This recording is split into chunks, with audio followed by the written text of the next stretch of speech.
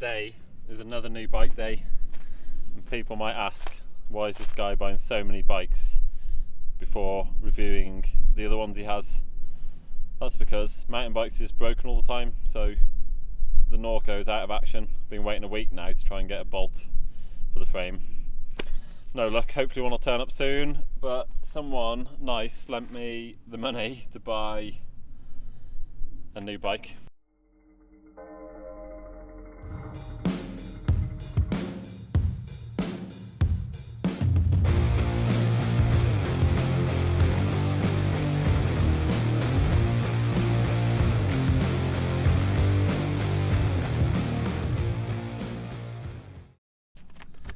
Very similar to the Canyon Sender, almost the same spec,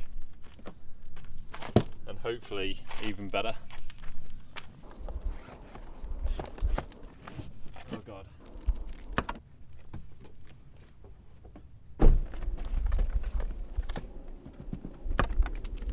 Struggle's real. I sent this bike straight to Morzine because I was already coming here to see my brother and do some testing. There it is. Commencal.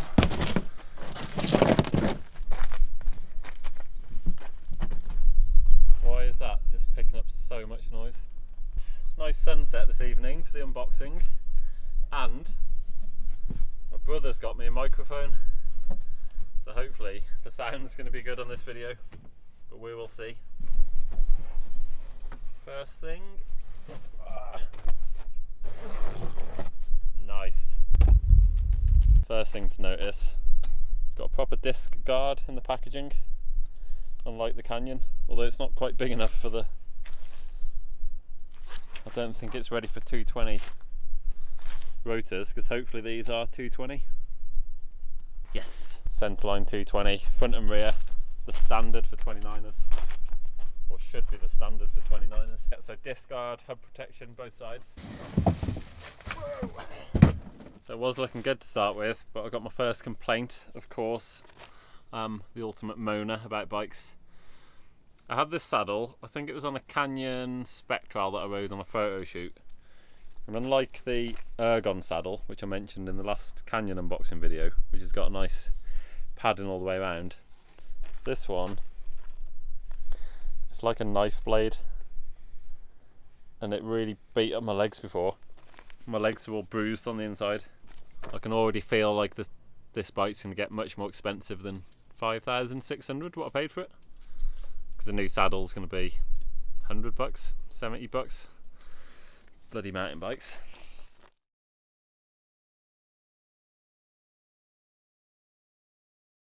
Everything looks great so far. A bit like the Canyon packaging.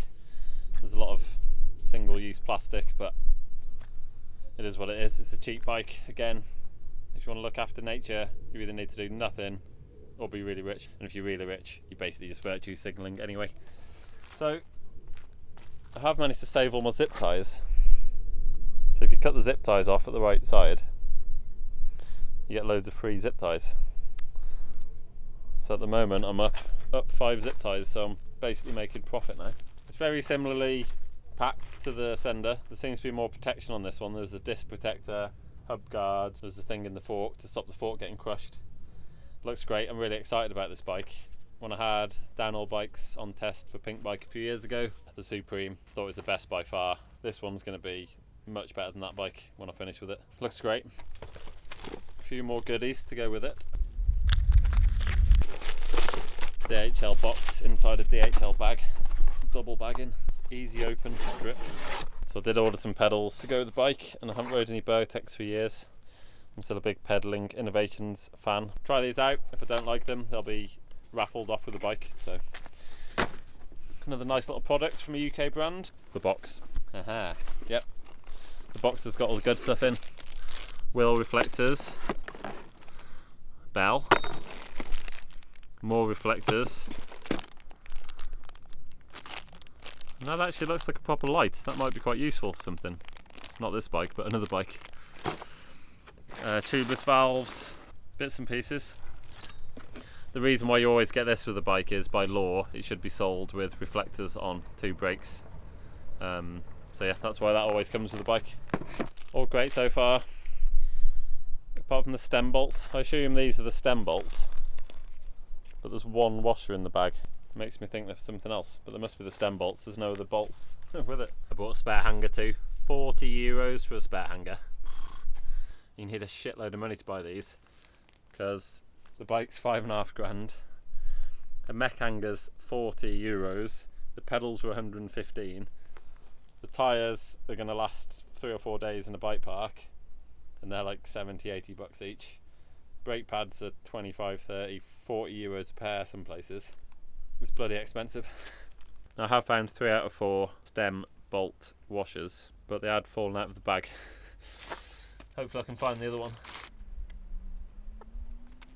Okay, they're not stem washers because they're too big to fit in the stem, so don't know what they are. They're going in without washers.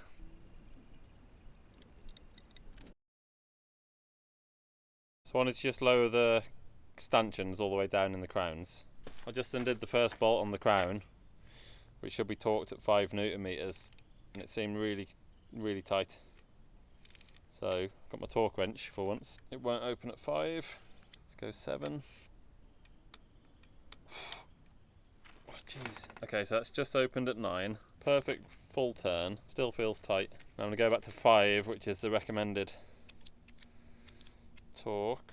1 full rotation again, or we'll see where it torques out.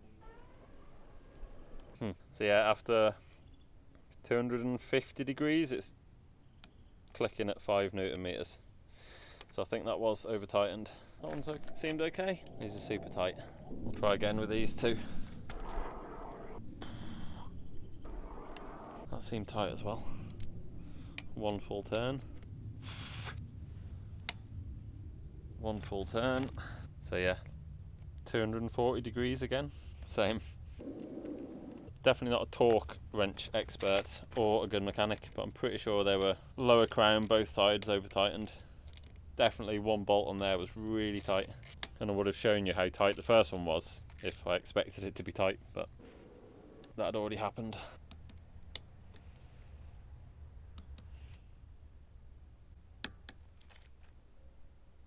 These guys look really nice. I really like these. Very industrial finish. So one thing where the Canyon unboxing wins compared to the Commencal is everything was greased on the sender, including the axles before they went in, and this wasn't. Not a major thing. A little more attention to detail from Canyon there. The Canyon was packed down smaller with both wheels off, and the Supreme was easier to put together because there was less stuff to do. But the Canyon does have a really good bike box that you could reuse for flying, whereas that one's a bit big really to reuse for flying or put in your car. It's a really big box. Easy, done. The bike looks absolutely amazing. Couple of little warning tags to take off, but it looks good. And the code brakes have got pretty coloured bolts. Pretty coloured bolts. Pretty coloured bolts. Look how cute they are. Although 29-27 mullet bike, and it's got 220 rotors, front and rear. Pretty bolts. Pretty bolts, and the spring's pretty as well. Hopefully that'll make them work, unlike the other brakes. But yeah, looks absolutely great. And I've got some new parts for it already. Pre-emptive strike. So yeah, I just spent £5,500 on another bike, and then I bought loads more stuff. Pre-emptive strike on the stuff that I know is not ideal. I'm a bit upset about the saddle because I didn't bring any spare saddles with me, and that one's really sharp as I mentioned before. But downhill 22, 2 fresh ones, 1 fresh one for the front of the Commencal and 1 fresh one for the front of the Canyon, which I'm still riding.